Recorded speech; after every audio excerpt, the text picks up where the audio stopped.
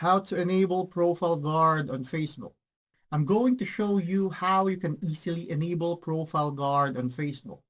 First off, open the Facebook application and be sure that you are logged in to your desired account. And then I'll go to my profile quickly to show you that my profile is not yet locked. Next is on your bottom right, click on menu and then scroll down, look for settings and privacy, and then hit on that, of course, and then select settings, scroll down again. Now under audience and visibility, select profile locking, and then just click on that.